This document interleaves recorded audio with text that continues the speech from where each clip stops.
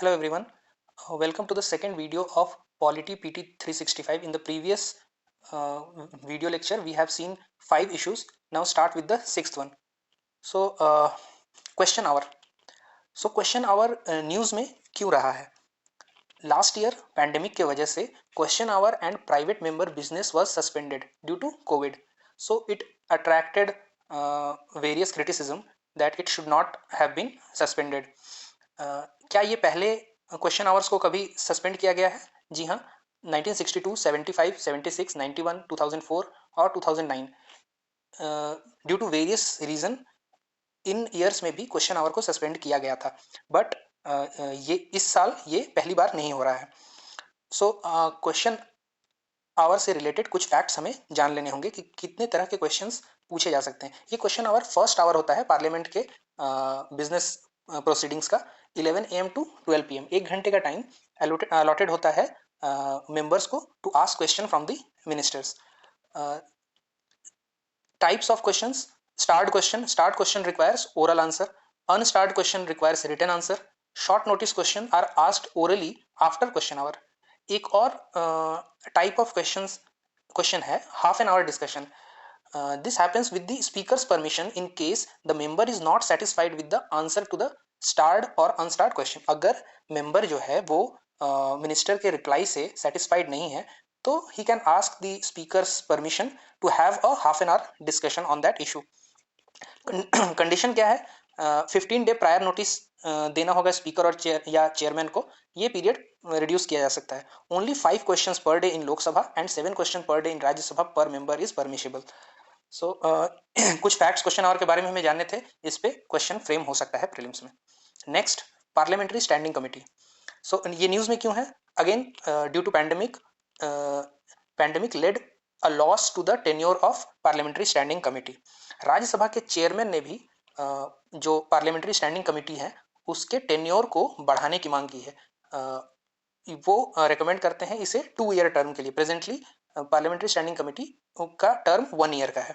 कितने तरह के पार्लियामेंट्री कमिटीज हैं? Standing and ad hoc. Standing permanent committees जो कि एवरी ईयर फॉर्म होती हैं और ये कंटिन्यूअस इन नेचर है, अपने वर्क में ये कंटिन्यूअस है. एडहॉक कमिटीज वो होती हैं जिन्हें टेम्पररी बेसिस पे फॉर्म किया जाता है और ये अपना टास्क कंप्लीट करने के बाद they cease to exist after completion of their task. Parliament में कॉन्स्टिट्यूशन में आर्टिकल 105 और 118 में पार्लियामेंट्री स्टैंडिंग कमिटीज की बात की गई है. Constitution mentions about the parliamentary standing committees, but the provision of composition, tenure are dealt by rules of 2 houses. मतलब कि कॉन्स्टिट्यूशन सिर्फ मेंशन करता है पार्लियामेंट्री स्टैंडिंग कमिटीज के बारे में, but the details like composition, tenure, ये सब rules of the houses for Lok Sabha and Rajya Sabha उनसे डिसाइड होता है. ऑब्जेक्टिव क्या है स्टैंडिंग कमिटीज का? पहला, detail scrutiny and uphold government accountability. ये गवर्नमेंट को अकाउंटेबल रखने के लिए एक टूल की तरह देखा जा सकता है. It also aids the opposition like to exercise control over the executive. It engages with relevant stake holders and they ensure financial prudence. जो रिकमेंडेशंस हैं पार्लियामेंट्री स्टैंडिंग कमेटी के, they are not binding in nature. So next topic, office of profit. Office of profit news में क्यों था? तो parliamentary panel जो है, parliamentary panel ने सेंटर से रिस्पॉन्स मांगा था on the demand for amending the constitution to clear ambiguity over definition of office of profit. Office of profit जो है ये हमेशा एक कॉन्टेंशियस इशू रहा है क्योंकि कहीं भी ऑफिस ऑफ प्रॉफिट को प्रॉपरली डिफाइन नहीं किया गया है. It is not defined in constitution as well as in representation of people's act 1951, but the courts have interpreted it to mean a position with certain duties that are more or less public in character. तो जो judiciary है वो time to time office of profit को define करती है ऐसे positions जो generally public in character है. इस पे एक जजमेंट भी था सुप्रीम कोर्ट का, प्रद्युत बरडोई वर्सेस स्वपन रॉय इन 2001.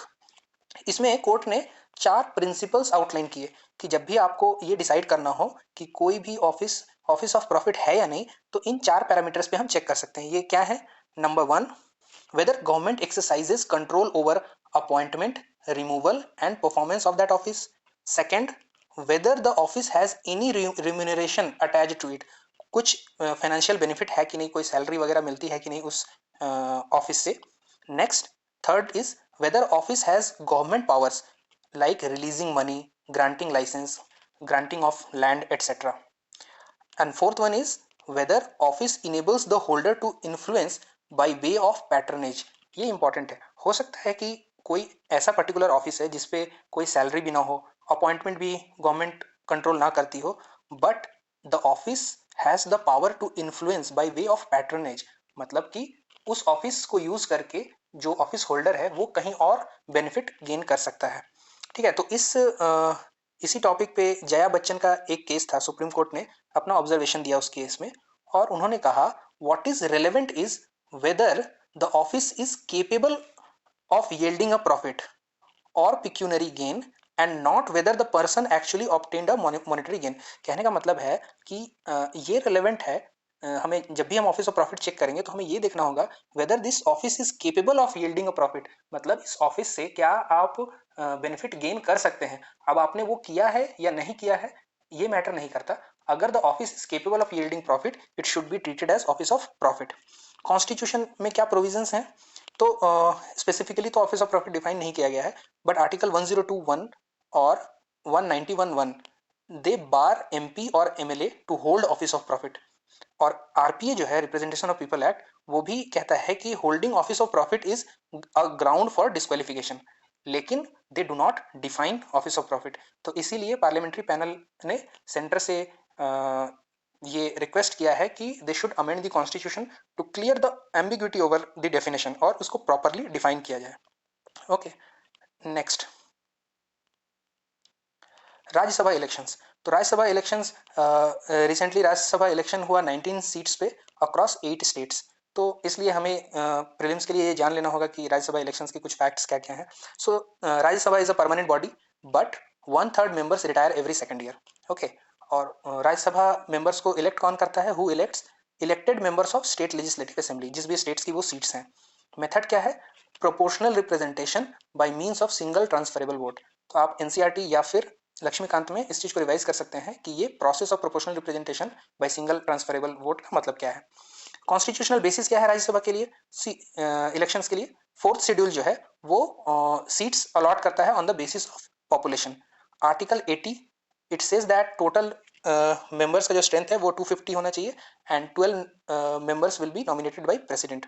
टर्म 6 ईयर का होगा और अगर बाई इलेक्शन होता है तो जो मेंबर अपॉइंट होंगे he will remain in office till reminder of the term. उनको 6 साल तक नहीं रुकना है। अगर वो 2 साल के लिए भी इलेक्ट हुए तो नेक्स्ट जो साइकिल होगा उनमें री इलेक्शन फिर से होगा। आर्टिकल 84 क्या कहता है, it talks about the qualification of member. Qualification क्या होनी चाहिए राज्यसभा मेंबर बनने के लिए, citizen of India, not less than 30 years और other qualification prescribed by parliament. So next topic, so other few important news were there in which is related to parliament। तो number 1 है article 164(1). 164(1) बात करता है limitation on the size of council of minister. Okay, so this article says that council of minister can not be more than 15% of the total member of the house. It will include this CM also. ठीक है, this provision was inserted by 91st constitutional amendment act. Second क्या है, breach of privilege. Supreme court gave relief to Arnab Goswami for derogatory remark for CM. So जो privileges हैं वो कौन कौन से आर्टिकल से मिलती हैं, 105 है एमपीज के लिए, 194 है एमएलएस के लिए। ठीक है, but no law has been enacted for the codification of the privileges. Okay, but supreme court ने यहाँ रिलीफ क्यों दिया अर्नब गोस्वामी को, क्योंकि एनी एक्ट दैट ऑब्स्ट्रक्ट और impedes the functioning of legislature उसके उस पे ब्रीच का चार्ज लगाया जा सकता है। एक्चुअली जो हाउस में लेजिस्लेटर का काम है उसको अगर ऑब्स्ट्रक्ट कोई करे तो उस पर ब्रीच लगाया जा सकता है। Mere derogatory remark can not attract the breach of privileges. Okay, next है MP LAD funds. MP LAD funds तो न्यूज में था ही लास्ट ईयर, क्योंकि उसको सस्पेंड किया गया है अभी कोरोना पैंडेमिक की वजह से। तो लास्ट ईयर भी प्रीलिम्स में ये क्वेश्चन आया ही था एमपी लैट्स पे। तो अभी न्यूज में क्यों है, क्योंकि MPs are urging government to release funds block due to Covid.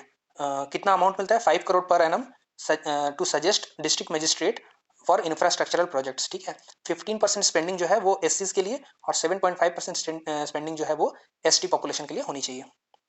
Fourth क्या है, अटॉर्नी जनरल। अटॉर्नी जनरल के टेन्योर को 1 साल के लिए और एक्सटेंड किया गया है। तो हमें क्विकली जान लेना होगा कुछ फैक्ट्स अटॉर्नी जनरल के बारे में। तो अटॉर्नी जनरल का ऑफिस आर्टिकल 76 बताता है। क्वालिफिकेशन क्या है? Anyone who is qualified to be appointed as supreme court जज, उनको अटॉर्नी जनरल बनाया जा सकता है। Term of office not fixed by constitution, okay, and he holds office during the pleasure of president. So it depends on president whether the tenure और the term of attorney general can be extended और not, ये president decide करते हैं।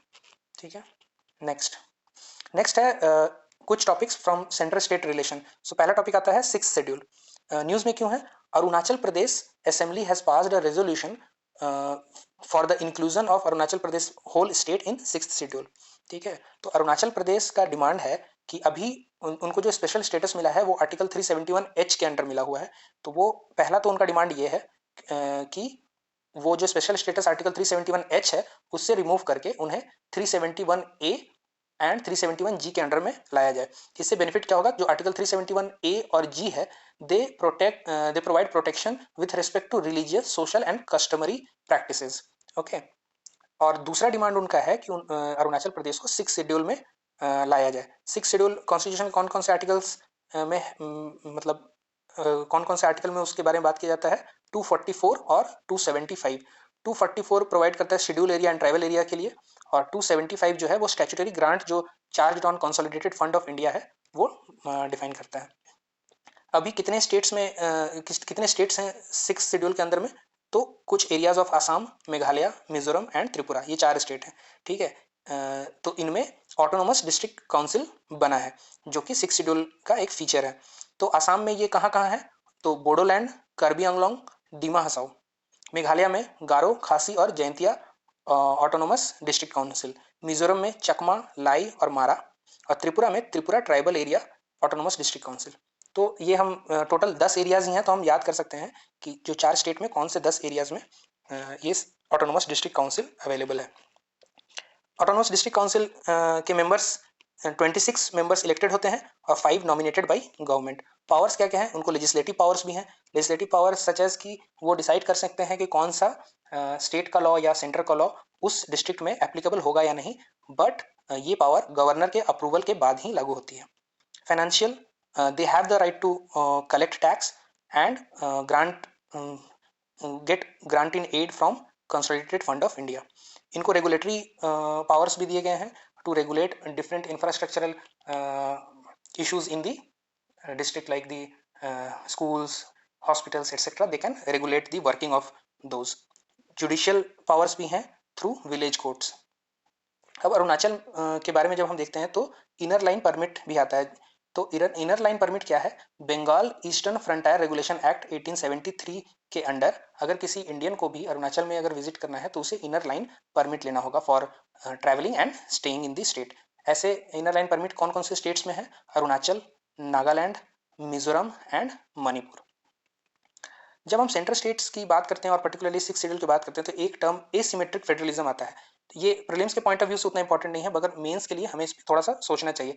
Asymmetric federalism का मतलब होता है कि हमारे कंट्री में जो फेडरलिज्म है वो सिमेट्रिक नहीं है। सिमेट्रिक होने का मतलब क्या है? क्या सारे स्टेट्स के साथ सेंटर का रिलेशन सेम है? नहीं, कुछ स्पेशल स्टेटस प्रोवाइड किए गए हैं depending on the geographical area और the population of tribal people और एनी अदर रीजन। डिफरेंट जो आर्टिकल 370 है, 371 है, they are features of asymmetric federalism कि रिक्वायरमेंट के अनुसार किसी स्टेट को अगर पर्टिकुलर रिक्वायरमेंट है तो उसका रिलेशन जो है सेंटर के साथ वो भी वेरी करता है। तो इंडिया में वी प्रैक्टिस एसिमेट्रिक फेडरलिज्म। तो इसके बारे में आप थोड़ा और सोच सकते हैं ताकि मेंस का आंसर बनाया जा सके। Next, borrowing power of centre and state. News में क्यों है? Central government increase the borrowing limit of states to 5% of their state GDP from earlier 3%। Earlier जो है वो स्टेट्स को 3%, उनके जीडीपी का 3% ही वो बोरो कर सकते थे, but that limit has been increase to 5% due to corona virus pandemic, because due to pandemic, the financial pandemic and lockdown, the states were in very bad shape, their economies were in very bad shape. तो centre ने allow किया कि आप अपना जो borrowing है उसके limits को इंक्रीज कर सकते हैं, बट ये 5% इंक्रीज भी सर्टेन कंडीशंस के साथ आया था। अगर कोई भी स्टेट उन कंडीशंस को फुलफिल करता है उसी के अकॉर्डिंग उसके बोरोइंग लिमिट को बढ़ाया गया। अब ये जो बोरोइंग पावर से सेंटर स्टेट के, वो आर्टिकल 292 के अंदर आते हैं, ठीक है। तो सेंटर जो है वो डोमेस्टिक और इंटरनेशनल मार्केट दोनों से बोरो कर सकता है, बट स्टेट जो है वो they can only raise loan from domestic market, ठीक है। सो जब भी हम borrowing power of central states की बात कर रहे हैं, तो एक कॉन्सेप्ट आता है कंसोलिडेटेड सिंकिंग फंड, CSF। तो ये बड़ा ही इंपॉर्टेंट पॉइंट है इस बार के लिए। क्यों? क्योंकि जो रेवेन्यू क्रंच हुआ लॉकडाउन की वजह से, तो states want centre to relax norms regarding usages of funds accumulated in CSF। मतलब स्टेट्स के पास जो फंड्स कम है, तो वो चाहते हैं कि सेंटर उनको अलाउ करे कि वो उनके जो एक्यूमुलेटेड फंड है CSF में, कंसोलिडेटेड सिंकिंग फंड, उसको यूज कर सकें। तो कंसोलिडेटेड सिंकिंग फंड क्या है? It was set up in 1999-2000 by RBI, okay, to meet redemption of market loans of states. मतलब कि एक फंड बनाया जाए, इस तरह से समझिए कि RBI के साथ हर स्टेट एक फंड बनाएगा, जिसमें कि वो उनका जो भी आउटस्टैंडिंग लाइबिलिटीज है, they will put a certain percentage of that liability into this fund, and this fund can only be used in future to pay back their loans, okay. So ये एक बफर की तरह बनाया जा रहा था। State government maintain CSF with RBI as buffers for repayment of their liability. States contribute 1 to 3% of their outstanding debt liabilities to the fund to create buffer for repayment of their future liability. कहने का मतलब है कि जब भी states loan लेती हैं, तो उसको रिटर्न करते वक्त एक बफर उनके पास अवेलेबल हो, इसीलिए पहले ही वो एक कंसोलिडेटेड सिंकिंग फंड को मेंटेन करते हैं RBI के साथ, कि अगर वो कुछ अमाउंट रीपे ना कर पाए, तो वो इस फंड को, जो CSF फंड है, उसे यूज करके उनके लोन्स को रीपे कर सकते हैं। ये जो फंड है, it is maintained in the public account, not consolidated fund of state, okay, and it can be used only for the purpose of redemption of loan. It cannot be used for any other purposes. That is why states want center to relax the norm and allow them to use this fund for other purposes, ठीक है। Next है interstate council. सो interstate council article 263 के under आता है। ये जो setup हुआ था, ये it was recommended by Sarkaria commission and it was set up by a presidential order in 1990, और article 263 provides for constitutional backing। Features क्या है? It is a recommendatory body on centre state relation and interstate disputes, ठीक है। Any dispute between centre and state और between two different states can be dealt by this interstate council. It promotes coordination on such disputes. See, for dispute resolution there are other methods also. Judiciary is one of them, but if there is a body like interstate council, they can discuss few things and reach to a consensus in these kind of dispute scenario. But we need to keep in mind that this is not a permanent constitutional body, and it is a recommendatory body. It cannot issue binding instructions, okay. Composition क्या है? Chairman prime minister. Members कौन होंगे? CM of chief minister of all state and UT with legislature, administrator of UTs without legislature, and 6 central cabinet minister including home minister to be nominated by prime minister. So this is the composition of interstate council. There is also a standing committee of this council to deal with few issues. इसके chairman जो होंगे वो home minister होंगे, and 5 members होंगे, 5 cabinet minister and 9 CMs, okay. Why this is in news? Maharashtra और कर्नाटका के बीच में border dispute चल रहा है 7000 स्क्वायर किलोमीटर एरिया को लेके। ये जो एरिया है वो पार्ट ऑफ बेलगावी, उत्तर कन्नड़ा, बीदर और गुलबर्गा डिस्ट्रिक्ट में आता है, ठीक है। तो इसी वजह से इस इशू को रिजॉल्व करने के लिए इंटरस्टेट काउंसिल इंटरवीन करने वाली है। मैकेनिज्म क्या है? जब भी इस तरह के डिस्प्यूट्स अराइज होते हैं, तो 3 तरह के ऑप्शंस अवेलेबल है स्टेट्स के पास। एक तो आर्टिकल 3 क्या कहता है कि पार्लियामेंट के पास पावर होगी to redraw the boundary of states like और change the area of a particular state. तो अगर पार्लियामेंट बाय लॉ उसको चेंज कर दे, तो वो एक सॉल्यूशन हो सकता है। सेकंड है article 131 is the original jurisdiction of supreme court, जो कि इस तरह के इंटरस्टेट डिस्प्यूट्स को हैंडल करता है। एंड नेक्स्ट है आर्टिकल 263 इंटरस्टेट काउंसिल। अगर काउंसिल के रिकमेंडेशंस से इशू रिजॉल्व हो जाए तो वेल एंड गुड। नेक्स्ट है एस्पिरेशनल डिस्ट्रिक्ट प्रोग्राम। ये न्यूज़ में क्यों है? क्योंकि एक असेसमेंट रिपोर्ट आई है by the institute of competitiveness and social progress imperative. तो इन लोगों ने इस प्रोग्राम का एस्पिरेशनल डिस्ट्रिक्ट प्रोग्राम जो है उसका एक असेसमेंट रिपोर्ट पब्लिश किया है। हम क्विकली देख लेते हैं कि एस्पिरेशनल डिस्ट्रिक्ट प्रोग्राम क्या है। So it was launched in January 2018 to accelerate improvement in the socio economic indicators of the most underdeveloped district. तो इस प्रोग्राम के अंडर हम लोग जो मोस्ट अंडर डेवलप्ड डिस्ट्रिक्ट हैं उनको आइडेंटिफाई करते हैं और उनमें जो सोशियो इकोनॉमिक इंडिकेटर्स हैं उनको इम्प्रूव करने के लिए एक्सेलरेटेड एफर्ट्स देते हैं। ठीक है, तो अभी ये जो प्रोग्राम है वो 112 डिस्ट्रिक्ट्स में एप्लीकेबल है। This includes 35 left wing extremism affected regions. Okay, तो जो ये इनिशिएटिव है this is driven by following ideas. कौन कौन से आइडिया से ड्रिवन है? पहला, moving beyond economic measure of success, मतलब कि सिर्फ इकोनॉमिक बेसिस पे हम डिसाइड ना करें कि जो डिस्ट्रिक्ट का सक्सेस रेट क्या है। नेक्स्ट है इनेबलिंग इक्विटेबल रीजनल डेवलपमेंट। ठीक है, next change through cooperative and competitive federalism. तो ये जो आइडियाज हैं इससे ये एस्पिरेशनल डिस्ट्रिक्ट प्रोग्राम का इनिशिएटिव इंस्पायर्ड है और ड्रिवन है। और ये प्रोग्राम के जो कोर प्रिंसिपल्स हैं, 3 कोर प्रिंसिपल्स हैं, they are called 3C approach. What are this 3Cs? Convergence, collaboration and competition. Convergence का मतलब convergence among the state and centre at district level, मतलब कुछ स्कीम्स हैं जो स्टेट्स की होंगी, कुछ स्कीम्स हैं जो सेंटर की होंगी। तो डिस्ट्रिक्ट में जब उनके एप्लीकेशन हो रहे हैं तो हमें उन दोनों में कन्वर्जेंस लाना होगा। ठीक है, नेक्स्ट सी है collaboration. Collaboration among citizen and government. Citizen के लिए जो स्कीम्स हैं या फिर जो भी इनिशिएटिव्स हैं गवर्नमेंट के, उनको फुलफिल करने के लिए सिटीजन का भी कोलैबोरेशन होना चाहिए। नेक्स्ट सी है कंपटीशन। कंपटीशन अमॉन्ग डिस्ट्रिक्ट्स, मतलब नीति आयोग एज अ इन जो 112 डिस्ट्रिक्ट में ये प्रोग्राम चल रहा है उसमें डिफरेंट इंडिकेटर्स के बेसिस पे रैंकिंग निकालेगी। तो हर डिस्ट्रिक्ट ये एस्पायर करेगा कि हम उस लिस्ट में अपवर्ड मूव करें। तो this healthy competition will ensure the development of that district. Okay, what is the structure of this program? So at the center level it is overseen by the Niti Aayog. State level, a committee under the chief secretary follows up the development in this program, and at the district level it is handled by a central prabhari officer. He is a joint secretary level or additional secretary level officer who oversees the development or the activities going on in the particular program and in a particular district.